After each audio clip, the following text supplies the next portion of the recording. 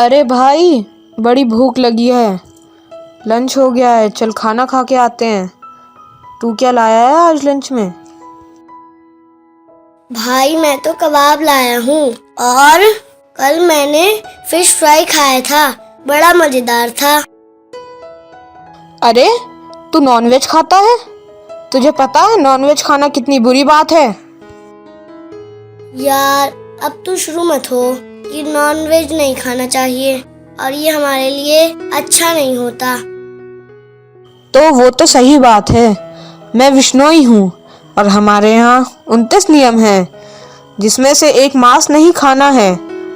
हमारे गुरु जम्भेश्वर जी ने कुछ सोचकर ही ये नियम बनाए हैं।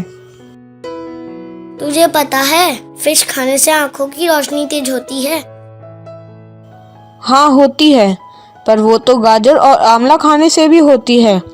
तू ही बता कि जब तुम लोग किसी जानवर को मारते होगे तो उनकी फैमिली को कितना दुख होता होगा, कितना रोते होंगे।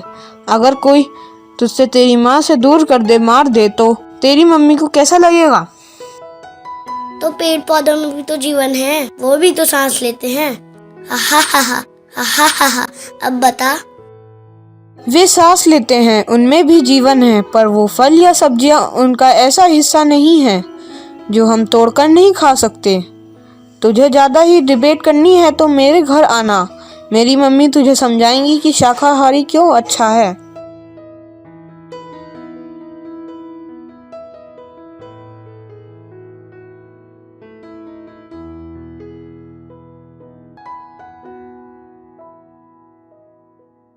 हाँ बेटा, बताओ तुम्हें क्या पूछना है। मुझे रुद्राक्ष ने बताया था कि तुम्हें शाकाहारी होने के फायदे जानने हैं। अरे आंटी, वो तो बस ऐसी ही। कल हम दोनों में जरा बहस हो गई थी कि शाकाहारी होना अच्छा है या मांसाहारी होना। देखो बेटा, ये तो सबकी अपनी पसंद है, पर बहुत से धर्म हैं जहाँ शाकाहार ही अच्छा बताया जाता है। और ये मात्र धर्म की ही बात नहीं है। हर धर्म में जब नियम बनते हैं तो वो अंधविश्वास पर ही नहीं, उनके पीछे एक वैज्ञानिक कारण भी होता है। अच्छा आंटी जी, तो आप ही बताइए कि क्या वैज्ञानिक कारण है। देखो रोहन बेटा, सबसे पहले हम ये जानेंगे कि मानव शरीर शाकाहार के लिए है या मांसाहार के लिए। हमारे दांत से लेकर आंत तक, यहाँ तक कि हमारा पाचन तंत्र भी शाकाहार के लिए बना है।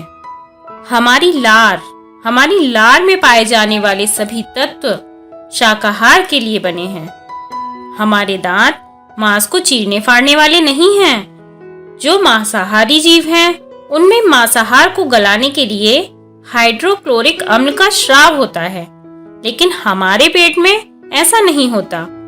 हमारी आंतें भी शाकाहारी जीवों की तरह लंबी होती हैं और हमारी त्वचा से शाकाहारी जीवों की तरह पसीना निकलता है।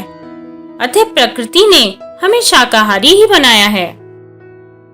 पर आंटी जी, चलो ये मैंने मान लिया, पर क्या प्रोटीन की कमी शाकाहार पूरी कर सकता है?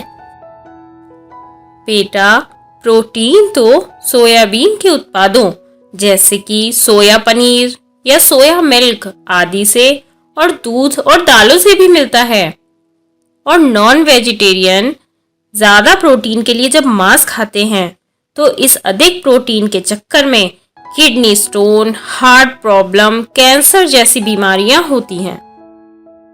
पर आंटी जी, मांसाहार से ताकत भी तो आती है।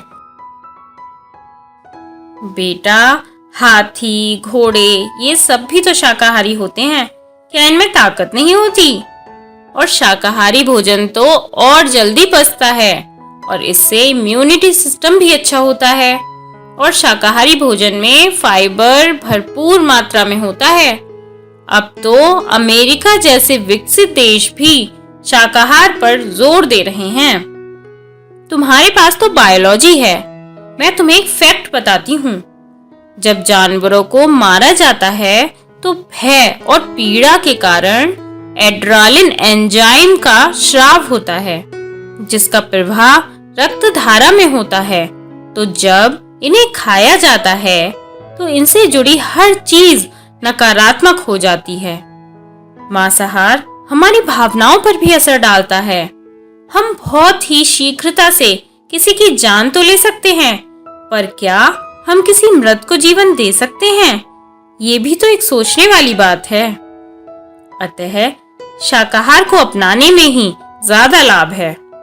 और बेटा, तुम्हें तो पता ही होगा कि कितनी महामारी जैसे कोरोना वायरस भी मांस खाने का ही परिणाम है। आंटी जी, आपकी बातें भी बहुत हद तक उचित हैं और कितने ही लोग हैं जो शाकाहार अपना रहे हैं। मैं भी कोशिश करूंगा कि शाकाहार को अपनाऊं। मुझे अच्छा लगा तू घर आया और तूने मेरी मम्मी की बातों को ध्यान से सुना। चल अब कल स्कूल में मिलेंगे।